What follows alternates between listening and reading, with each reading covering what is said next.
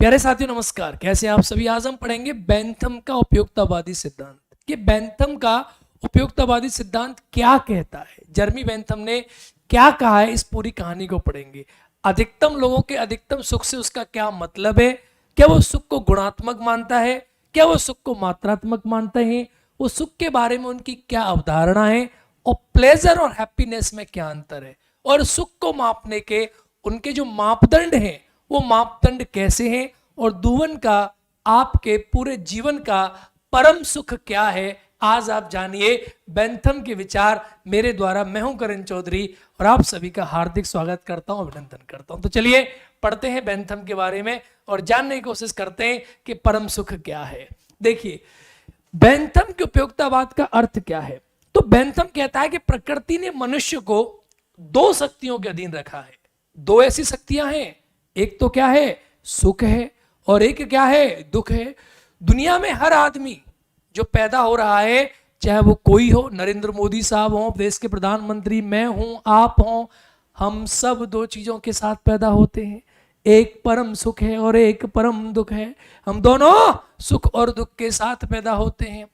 Bentham कहता है जो सुख कार्यों में वृद्धि करे और दुख कार्यों में कमी लाए, वही उपयोगितावाद है। बेंथम कहता है कि जब जिन कार्यों को करने से आपको अत्यधिक हैप्पीनेस की प्राप्ति हो, आपको परम सुख की प्राप्ति हो, आपको अत्यधिक खुशी मिले, वही उपयोगितावाद है। यानी जिस चीज से करने से आपको हैप्पीनेस मिलती हो, आपको सुख खुशी मिलती हो, आप प्रसन्न रहते हो, वही उपयोगितावाद है। बेंथम का कथन है अधिकतम लोगों का अधिकतम सुख, तो हैप्पीनेस, खुशी। तो बेंथम कहता है कि सरकार को ऐसी नीतियों का निर्माण करना चाहिए जिससे अधिकतम लोगों को हैप्पीनेस मिले, अधिकतम लोगों को प्रसन्नता मिले। सरकार को ऐसी पॉलिसी बनानी चाहिए जिससे अधिकतम लोग प्रसन्न रहें। अब बेंथम के इस पॉइंट को आप जानोगे कि बेंथम के अकॉर्डिंग खुश रहने का पैमाना क्या है, वो खुश चीज किसको मानता है। बेंथम कहता है हर चीज में खुशी है। किसी आदमी को अगर मान लो कंचा खेलने में सुख प्राप्त हो रहा है और किसी को पढ़ने में खुशी मिल रही है, तो कहता है भैया कि कंचा खेलने वाला और पढ़ने वाला दोनों समान है। वो गुण की बात नहीं करता, वो मात्रा की बात करता है। आइए जानते हैं बेंथम क्या क्या कहता है, पूरे पॉइंटों को समझिए क्या क्या बेंथम कहता है।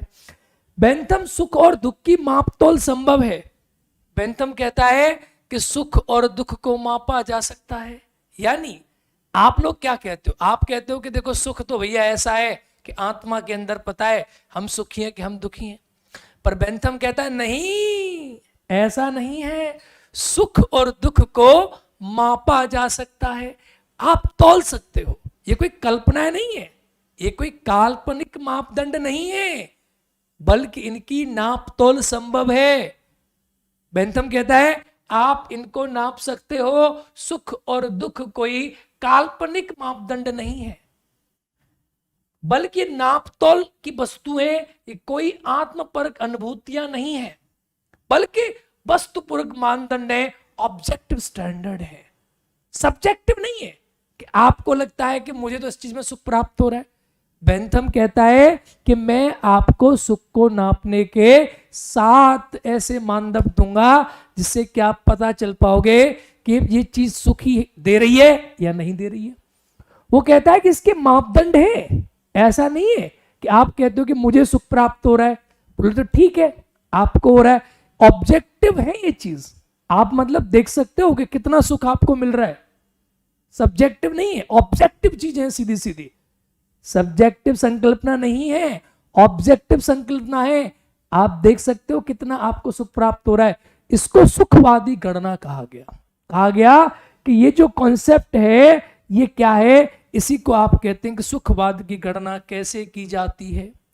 बेंथम के अनुसार कार्यों और वस्तुओं से प्राप्त होने वाले सुख का मूल्य ज्ञात कर सकते हैं। फॉर एग्जाम्पल, अब कोई आदमी शराबी है, उसने शराब पी, अब उसे कितना सुख प्राप्त हुआ इसका मूल्य ज्ञात कर सकते हो। एक छोटा बच्चा है, छोटा बच्चा कंचा खेलता है, क्रिकेट खेलता है या छुआ छुपम खेलता है, उसे कितना सुख प्राप्त हुआ आप ज्ञात कर सकते हो। एक बड़ा आदमी पढ़ाई कर रहा है और उसे कितना सुख प्राप्त हुआ आप पता कर सकते हो। कहा कि इसका मूल्य आप ज्ञात कर सकते हो।